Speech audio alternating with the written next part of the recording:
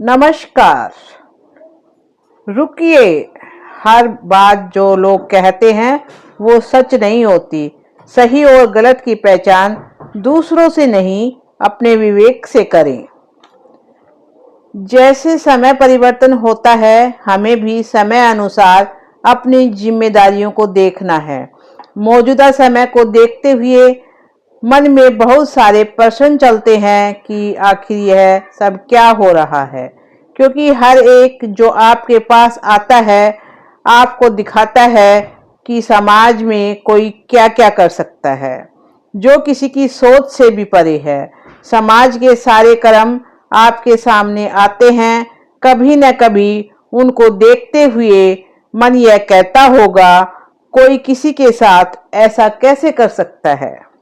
युग परिवर्तन हो रहा है। जैसे आज सुबह है, कुछ समय बाद दोपहर होगी, फिर शाम होगी, फिर रात हो जाएगी। रात को सब बदला हुआ दिखाई देगा, सुबह के समय में सब बदला हुआ दिखाई देता है। रात को अलग तरह से अगर रोशनी नहीं होगी तो रास्ता नहीं पता चलेगा। अंधेरे में ठोकर भी लग सकती है। कभी कभी तो दूसरों की गलती से हम भी गिर सकते हैं। इसी तरह सृष्टि पर भी सुबह होती है, दोपहर होती है, शाम होती है, फिर रात होती है। जब रात होती है तो अज्ञान का अंधकार होता है। क्या सही है, क्या गलत है, कौन सी सोच सही है, कौन सी सोच सही नहीं है, उसमें भी कई बार भ्रम होता है और हम सही और गलत को परख नहीं पाते। और इसी वजह से कोई कर्म जो हमारे लिए सही नहीं होता उसको भी कर देते हैं। हमें लगता है कि सभी कर रहे हैं तो यही ठीक होगा। हमारा कर्म कैसा होना चाहिए, उसके लिए समय की पहचान बहुत जरूरी है।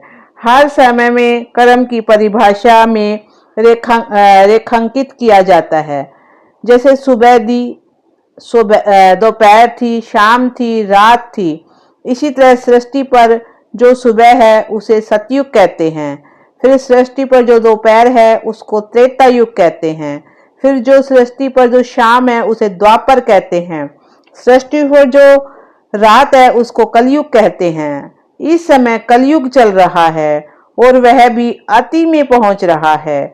जब अंधकार की अति होती है तो उसके समाप्त होने का समय आ जाता है, क्योंकि सुबह होने का समय शुरू हो जाता है।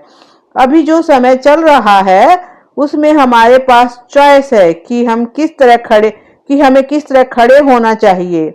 जैसे सुबह का 4 बजे का समय होता है तो भ्रम होता है कि ये सुबह है या रात। हमें स्पष्ट होना चाहिए कि सृष्टि के जिस समय में हम अभी हैं वो हमारे लिए रात है या सुबह है। हमारे कर्म उसी से तय होंगे। सृष्टि चक्र को एक घड़ी की तरह देखें। जब सब आत्माएं परम धाम से सृष्टि पर आती हैं, आत्माएं भी परम धाम में रहती हैं और निराकार परमात्मा भी परम धाम में रहते हैं। इसलिए जब हम परमात्मा को याद करते हैं तो हमारी नजर किस तरफ जाती है। मंदिर में हमारी नजर के सामने होता है, लेकिन हम कहते हैं ऊपर वाला जाने, क्योंकि वो परम धाम का निवासी है। जब हम जीवन में परेशान हो जाते हैं तो हम कहते हैं बस इस चक्कर से निकल जाना है।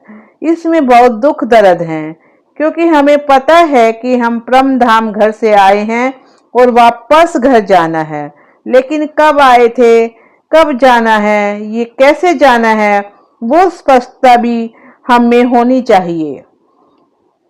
ओम शांति। अपनी सोच को इतना मजबूत बनाइए कि फैसले भीड़ नहीं, आपका विवेक करे।